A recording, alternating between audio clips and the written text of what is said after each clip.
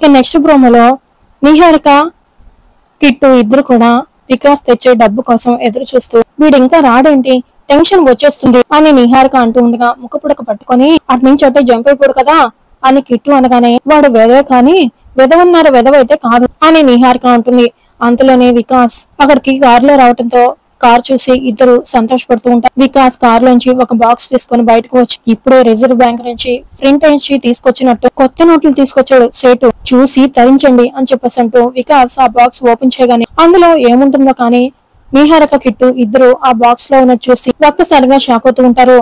వికాస్ మాత్రం చూడకుండా చూసి తరించండి అని అంటూ వాళ్ళిద్దరు మొహాలు చూసి వికాస్ ఆశ్చర్యపోతూ ఉంటాడు. మరోవైపు అవని అమ్మవారి ముందు తల బాదుకొని అలాగే చేతిలో హారతి వెలిగించుకొని చాలా కఠినంగా పూజ చేస్తూ ఉంటుంది.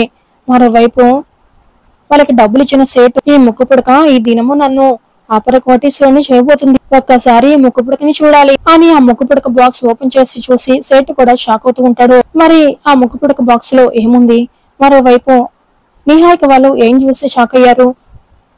అవని మాత్రం హారతి వెలిగించుకొని పూజ గదిలో అమ్మవారి ముందు కఠినంగా పూజ చేస్తూ ఉంటుంది. మరి అక్షయ చింటూ చేతికి ముక్కుపుడక దక్కిందా, ఇంటికి తీసుకుని వెళ్తారా లేదా అనేది నెక్స్ట్ ఎపిసోడ్ లో తెలుసుకుందాం ఫ్రెండ్స్.